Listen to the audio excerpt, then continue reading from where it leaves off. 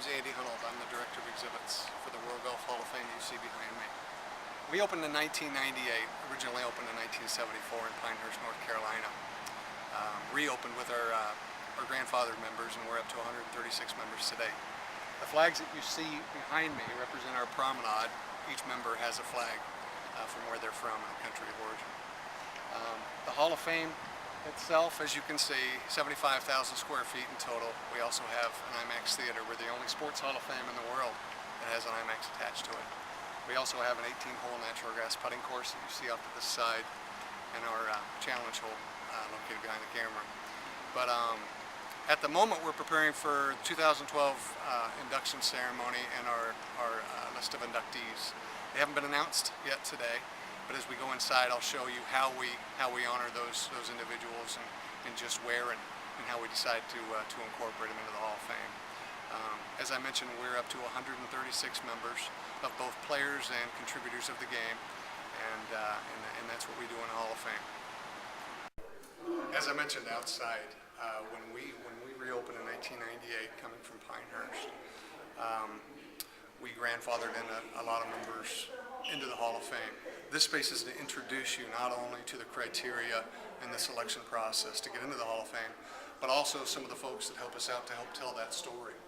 This wall shows several members coming back for special events, be it exhibits or other tournaments or events here on property. You can see some of the returning classes that have come back. And this wall shows you our 26 participating organizations made up of the most respected golf organizations throughout the world, including the PGA Tour, the Royal Nature, Augusta National, the USGA, the LPGA, PGA of America, and on.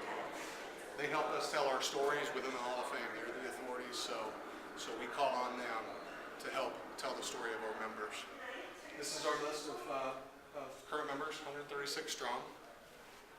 As I mentioned, we had 71 grandfathered into the Hall of Fame back in 1998. We have 5 different criteria for election into the Hall of Fame.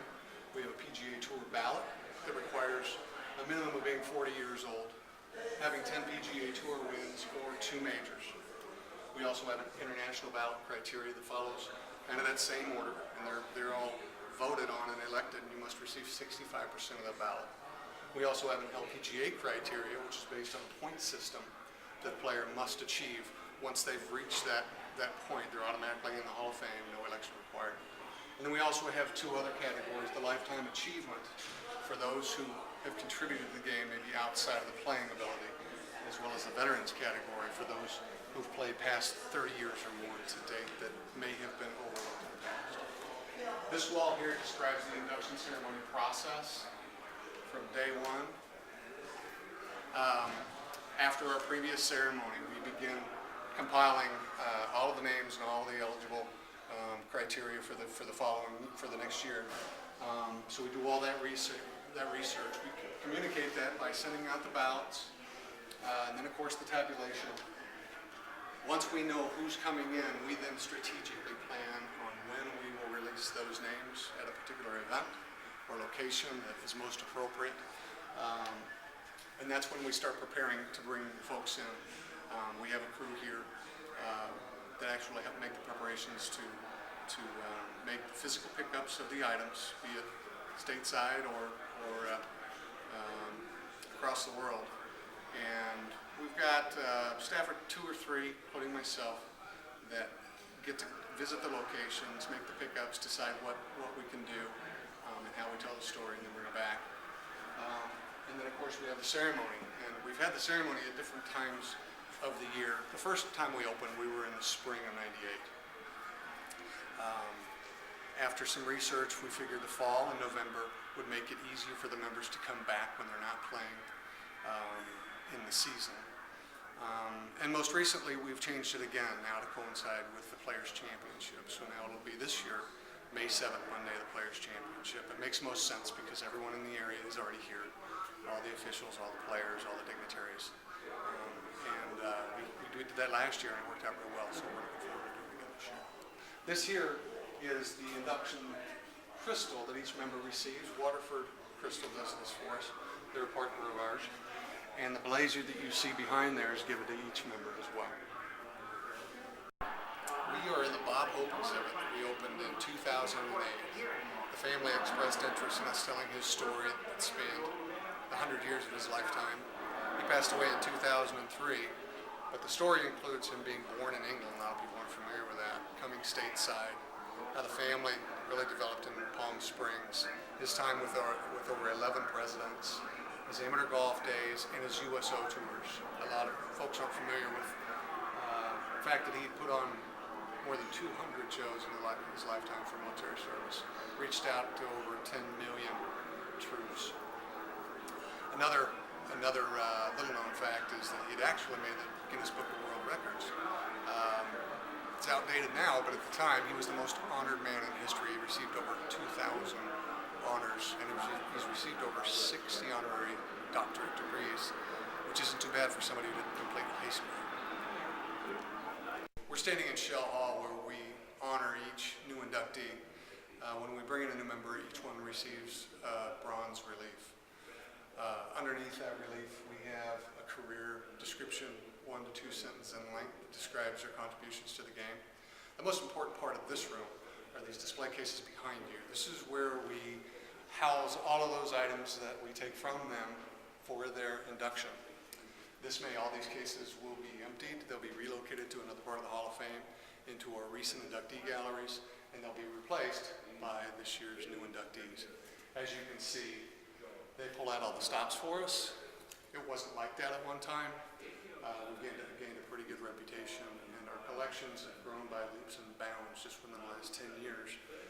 Simply the way we do things, and we like to think we're getting better and better at it every year. We're standing in our Nancy Lopez gallery. We opened this in January of this year.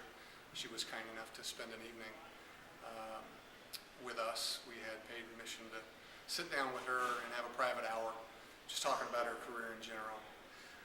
But this gallery basically represents her 48 career LPGA victories, her 3 major championships. She was Player of the Year 4 times, 3 VERA trophies, 1978 Rookie of the Year.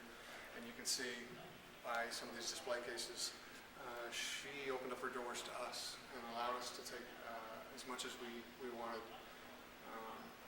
And I think we did a pretty good job with it. We like to think we tell the story best because we include the personal stories, and we work with the member to identify what's most important to them, not so much to us. So we're able to tell stories of her personal life, her parents growing up, what it was like, what inspired her to become the player that she did. And we'll talk a little bit more about those stories in the locker room. This is our member locker room. Each member receives a locker when they're inducted. We have over 200 items displayed in these 136 lockers to date. We do them in chrono order from when they were inducted back in the days from Pinehurst all the way to present day. So we add on as we go, as we bring in new members. And as you can tell, some of the items in the lockers you might recognize from playing equipment and awards, medals, trophies, etc. But you might also come upon things of a personal nature that the player held close to their heart. They wanted people to hear their story and why they became the player that they did. We have everything from Barbie dolls from Nancy Lopez, all the way to U.S. Open medals from Betty Jameson. This is the part of the Hall of Fame that we ask each member to donate items outright. Shell Hall, which we were in, often reflects a loaned document that we might have to return after a certain period of time. But we ask that they donate items now and forever here in this locker room.